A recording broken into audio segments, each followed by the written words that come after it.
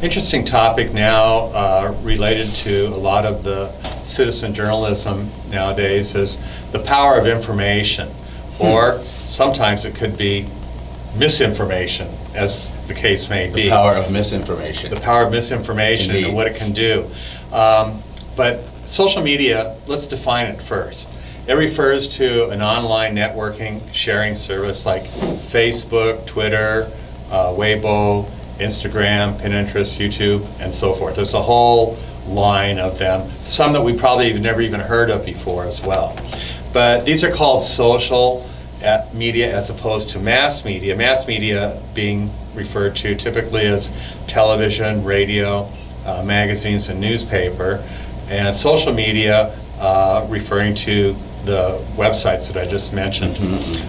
Mass media information flows from a small group of content which is produced to the mass audience. But I might say here also, because I'm kind of a strong proponent of no censorship, right? No censorship. No censorship, right? I think even the news that we get from television and radio, that's already been sort of quasi-censored. Well, absolutely, and that's in the sense given because rise to citizen somebody journalism. decides what we're going to listen to, Absolutely. and that's it. But there may be a lot that's kind of missing, and that might be where social media can be helpful, because there may be other things that are posted on social media that are not posted in mass media, and we may be able to benefit from that as well. The flip side, of course, is that maybe that's where the misinformation comes in as well. True. And speaking of citizen journalism, that's been part of the reason for the advent of citizen journalism, in that as newspapers became professionalized, they relied on money that they made from advertising, and they began to have shareholders and investors. Those people tended to have interests which may not be specifically centered on fair and objective investigative reporting. In fact, quite the opposite. And that's where social media and alternative news sources have been given the chance to come to the fore. Because misinformation, we are finding out as often as not these days, is coming from the mass media.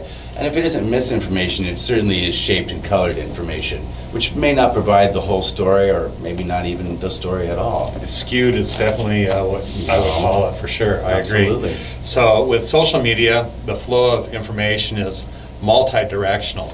In other words, any user has the power to become an information producer and distributor, and to reach out to the mass audience. So what we experience with smartphones and iPads and things like that is the one-to-many communication model to the many-to-many model, and this is affecting the way we consume news.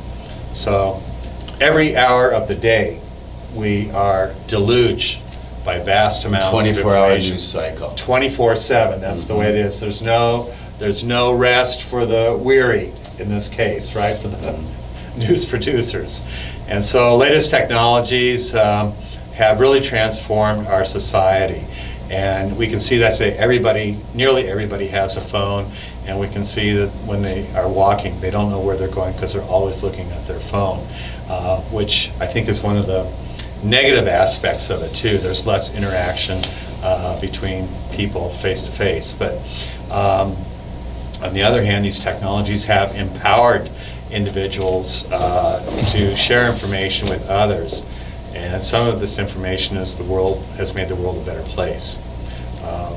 Well, I totally agree. It's funny when you were talking about news producers in the mass media, and you mentioned no rest for the weary. I thought you were going to say no rest for the wicked. And in some cases, it seems like that's especially apt. If you look at the way the news media covered, say, the American election, the way the news media continues to cover the new American presidency, who knows what to think? And lots of times it seems like we, the consumer, are being led astray, so to speak, by the weary, wicked producers of mass media. Right. I agree. It's like the Pied Piper of Hamelin, right? And all, we are, somebody is playing the tune, and we're all following blindly along. And It seems like that. yeah, yeah. And I'll tell you, though, that has given rise and given strength and given credence to what we're talking about here with citizen journalism.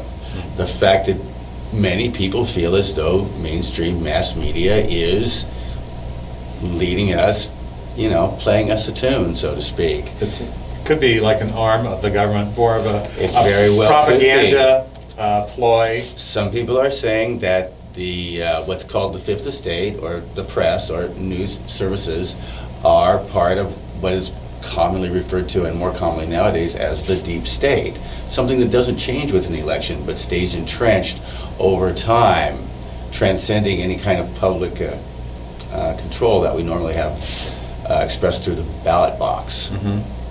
I agree. Wonderful. Very good. thank Very you. astute of you to observe something like that. But I guess since you're a frequent poster on Facebook, then you would be more aware of this than others who are not so